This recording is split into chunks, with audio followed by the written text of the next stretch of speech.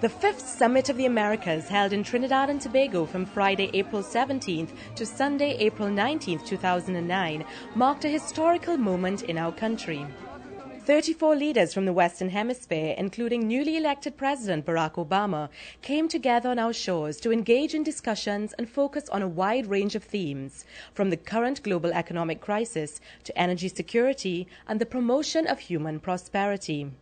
At the opening ceremony, the leaders spoke with passion about their country's challenges, desire for change, and their willingness to partner with their hemispheric colleagues to make this change a reality. Prime Minister of Belize and CARICOM Chairman Dean Barrow greeted everyone on behalf of the Caribbean and spoke about the current global economic crisis.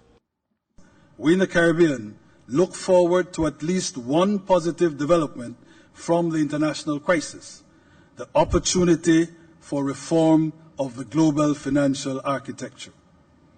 We therefore particularly welcome the declaration by the G20 of the determination to reform and modernize the international financial institutions to ensure they can assist members and shareholders effectively in the new challenges they face. Even more critical is the assurance that emerging and developing economies, including the poorest, must have greater voice and representation. Host and chair of the meeting, Prime Minister Patrick Manning, expressed the need to focus on education as part of the theme for discussion at the 5th Summit of the Americas. And then we have education. To educate is to emancipate.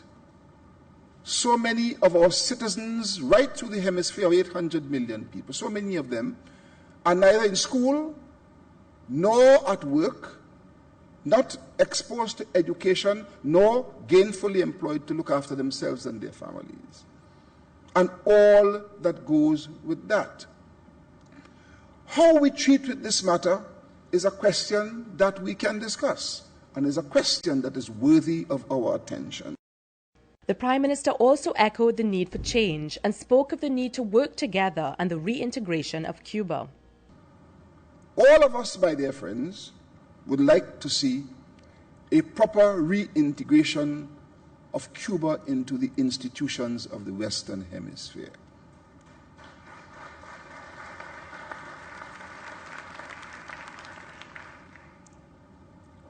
Recent announcements by the President of the United States, including the announcements this evening, are cause for great optimism.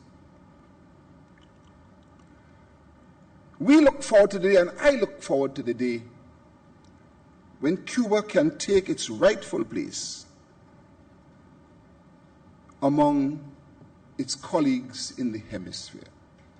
The Prime Minister also called upon the leaders to focus on the needs of the people through cooperation and positive communication. And let it not be said of us that we failed our people in their hour of need because we lack the maturity and good sense to conduct our business in a rational and objective manner. And let, my dear friends, let this 5th Summit of the Americas be the first in a new approach that heralds in the Western Hemisphere the dawn of a newer and brighter and better day. The leaders were also treated to an incredible cultural display of the history of Trinidad and Tobago through dance and song that closed the opening ceremony. The colourful display put on by maskman Brian McFarlane showcased the beauty and individuality of our country as it welcomed the 34 heads of state and government to the 5th Summit of the Americas.